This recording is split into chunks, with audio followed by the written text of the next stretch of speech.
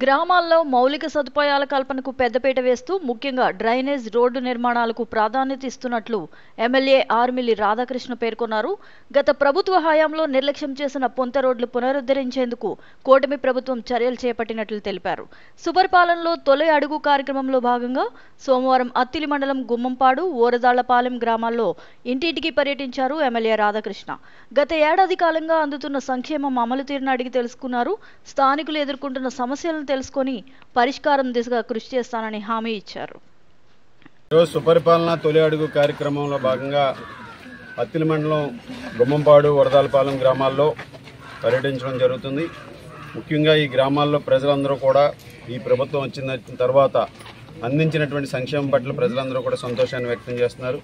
అదేవిధంగా గతంలో ఎన్నో ఇబ్బందులు పడినటువంటి రైతాంగం కూడా ఈరోజు అన్ని విధాలుగాను కూడా ప్రభుత్వం అందిస్తున్నటువంటి సౌకర్యాలకి కూడా ప్రతి ఒక్కరూ కూడా హర్షం వ్యక్తం చేస్తున్నారు.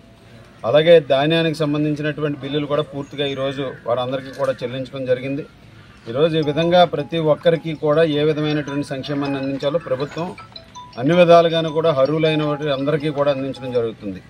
అలాగే అభివృద్ధి కార్యక్రమాలను కూడా పెద్ద ఎత్తున చేపడుతూ ఈరోజు వరదాలపాలెం గ్రామంలో ముఖ్యంగా దాదాపు 2 కోట్ల పైగా కేవలం ఇక్కడ ఉన్నటువంటి ఆర్ఎండ్బి రోడ్డు, అదేవిధంగా మెయిన్ రోడ్డుకి సంబంధించి డ్రైనేజీ నిర్మాణానికి కూడా ఎన్ఆర్జీఎస్ నిధులతో 1 కోటి రూపాయల పైగా నిధులతో ఇక్కడ ఈ అభివృద్ధి కార్యక్రమాలని త్వరలోనే ప్రారంభించి పూర్తి చేసి ఇక్కడ ప్రజలందరికీ కూడా సౌకర్యాలు పెంచే విధంగా ఈరోజు దీర్ఘకాలికంగా ఉన్నటువంటి ఈ సమస్యని పరిష్కరించే విధంగా కూడా ఇప్పటికే నిధులు కూడా కేటాయించడం జరిగింది వరదాలపాలెం గ్రామానికి.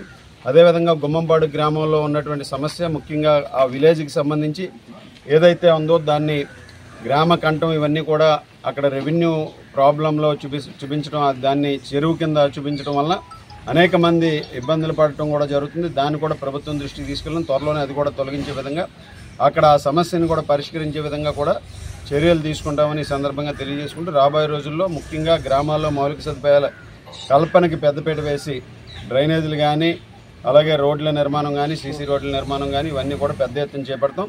అలాగే ముఖ్యంగా ఈరోజు పొంత రోడ్లు కూడా చాలా అధ్వానంగా ఉన్నటువంటి పరిస్థితి ఉంది. గత తెలుగుదేశం ప్రభుత్వంలో 2014 నుంచి 2019 వరకు పొంత రోడ్ల నిధులు కేటాయించడం జరిగింది పెద్ద ఎత్తున.